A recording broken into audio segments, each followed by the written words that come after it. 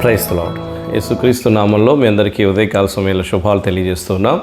ప్రియ సహోదరి సహోదరులారా, ఈ ఉదయకాల సమయంలో మన కొరకు ఏర్పాటు చేయబడిన వాక్యధ్యానం కీర్తనలు 147వ కీర్తన 2-3 వచనాలు. యెహోవాయే యెరూషలేమును కట్టువాడు, చెదరిన ఇశ్రాయేలీయులను పోగు చేయువాడు. గుండె చెదరిన వారిని ఆయన బాగు చేయువాడు, వారి గాయములు కట్టువాడు. దేవుడి మాటలు మన నీకిలో దీవించునుగాక. ప్రియ సహోదరి సహోదరులారా, ఉదయకాల సమయంలో దేవుడు మనతో మాట్లాడుతున్న మాటలు నిజంగా యెరూషలేమును కట్టువాడు ఆయనే. యెరూషలేము అంటే దేవుని మందిరం. దేవుని మందిరాన్ని, దేవుని సంఘాన్ని కట్టేవాడు ఆయనే. మనుషులు ఎవరు కూడా దేవునికి మందిరాన్ని నిర్మించలేరు, సంఘాన్ని కట్టలేరు. నా సంఘమును నేను కట్టుదును అని యేసుక్రీస్తు ప్రభువారు తెలియజేస్తూ వచ్చారు. మనుషులు కేవలము దేవునికి సహకారులుగా మాత్రమే ఉండగలరు. దేవుడు వారికి చేసేటువంటి సహాయాన్ని బట్టి వారు పని చేయగలరు, అంత మాత్రమే. కానీ మనుషులు ఎవరు కూడా మరి దేవుని యొక్క పనిని చేయలేరు. దేవుడు వారిని వాడుకుంటూ, వారికి సహాయం చేస్తూ, వారిని బలపరుస్తూ తన పని జరిగించుకుంటాడు. అంటే మనుషుల ద్వారా తన పని జరిగించుకోవడం ఇష్టం దేవునికి. అందుకనే పౌలు కూడా అంటాడు, నన్ను బలపరచు అని అందే నేను సమస్తము చేయగలను అని. కాబట్టి దేవుడు బలపరుస్తూ ఉన్న కొలది పౌలు దేవుని సేవిస్తూ వచ్చాడు. ప్రియమైన సహోదరి సహోదరులారా, ఈ ఉదయకాల సమయంలో మనం జ్ఞాపకం చేసుకుంటే యెరూషలేము అంటే దేవుని మందిరం. దేవుని మందిరం మనకు మరి రెండు భాగాలుగా ఈ లోకంలో కనిపిస్తుంది. మొదటిది దేవుని సంఘము కూడుకునేటువంటి మందిరం కట్టడం. రెండవది మన యొక్క జీవితం, మన దేహమే దేవునికి ఆలయం. కానీ మన దేహాన్ని, మన యొక్క అంతరంగాన్ని, మన హృదయం పరిశుద్ధాత్మక ఆలయం అని మనకు తెలుసు. కాబట్టి మనల్ని కట్టేవాడు కూడా ఆయనే. కాబట్టి దేవుని చేతులకు మనం అప్పగించుకోవడం చాలా ప్రాముఖ్యమైనటువంటి విషయం. ఎన్ని రకాల పరిస్థితులున్నా, ఎన్ని రకాల సమస్యలున్నా, ఎన్ని రకాల ఇబ్బందులున్నా దేవుని చేతులకు మనం అప్పగించుకోవడం అనేది మనం నేర్చుకోవాలి. ప్రియమైన వారులారా, ఈ ఉదయకాల సమయంలో మనం జ్ఞాపకం చేసుకుంటే నిజంగా మన జీవితంలో దేవుడు ఉండటం మన గొప్ప భాగ్యం. మన గుండె చెదిరినప్పుడు, మరి మన యొక్క కనులు బాష్ప బిందువులతో నింపబడినప్పుడు, మనము దుఃఖంతో నింపబడినప్పుడు, మన హృదయం బాధతో నింపబడినప్పుడు, ఆ గుండె చెదరిన స్థితిని ఆయనే బాగు చేసేవాడు.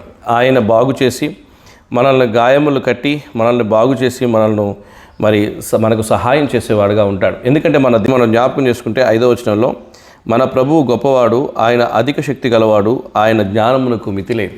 ఆయన మితిలేని జ్ఞానం కలిగినవాడు, గొప్పవాడు, అధిక శక్తిమంతుడు. కాబట్టి మనల్ని అన్ని పరిస్థితుల నుంచి విడిపించగలడు, మనల్ని అన్ని స్థితుల్లో కాపాడగలడు, అన్ని స్థితుల్లో రక్షించగలడు, అన్ని స్థితుల్లో నడిపించగలడు, మనల్ని విడిచిపెట్టడు.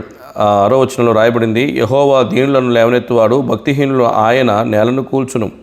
కాబట్టి యెహోవా దీనులను లేవనెత్తుతాడు. దీనులను లేవనెత్తే పని దేవునిది. మన యొక్క దీనస్థితి, మన యొక్క పడిన స్థితి, మన యొక్క దుఃఖ స్థితి, మన యొక్క బాధా స్థితి దేవుడు స్పష్టంగా ఎరుగుతాడు. అక్కడ నుండి మనం లేవనెత్తుతాడు.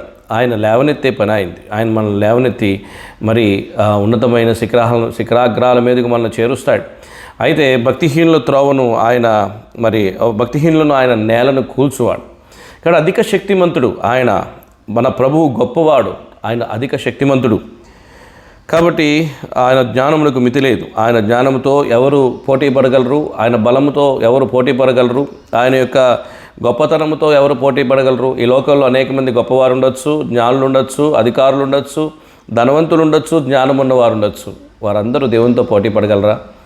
ఆ దేవుణ్ణి మనం కలిగి ఉన్నాం. కాబట్టి ఉదయకాల సమయంలో ఎంతో సంతోషంతో దేవుణ్ణి చేర్చుకుందాం, దేవునికి మనం అప్పగించుకుందాం. మన ఎడల ఆయన ఎప్పుడు సంతోషిస్తాడు అని మనం చదివితే ఇక్కడ రాయబడింది.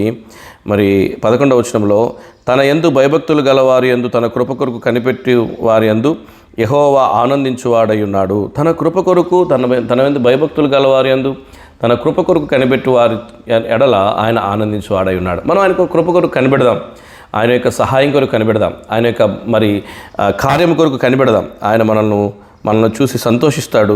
ఆయన మన పిల్లలను ఆశీర్వదిస్తాడు. 13వ వచనంలో, ఆయన నీ గుమ్మములు గడియలు బలపరిచి ఉన్నాడు, నీ మధ్యను నీ పిల్లలను ఆశీర్వదించి ఉన్నాడు. నీ పిల్లలను ఆశీర్వదించేది, నీ కుటుంబాన్ని ఆశీర్వదించేది, నిన్ను బలపరిచేది ఆయనే. కాబట్టి మనకు కావలసినవన్నీ కూడా ఈ 147వ కీర్తనలో దేవుని యొక్క అద్భుతమైన క్రియలను కీర్తనాకారుడు వివరిస్తూ వచ్చాడు. చివరిగా మనం ఒక భాగం చూసుకుంటే 19వ వచనంలో, ఆయన తన వాక్యమును యాకోబునకు తెలియజేసెను, తన కట్టడలను, తన న్యాయ విధులను ఇశ్రాయేలునకు తెలియజేసెను. ఆయన తన వాక్యాన్ని యాకోబుకు తెలియజేస్తూ వచ్చాడు. మరి ఈ లోకంలో ఎవరికీ చేయలేదు. 20వ వచనంలో, ఏ జనమునకు ఆయన ఇలాగూ చేసి ఉండలేదు, ఆయన న్యాయవిధులు వారికి తెలియకయే ఉన్నవి, యెహోవాను స్తుతించుడి.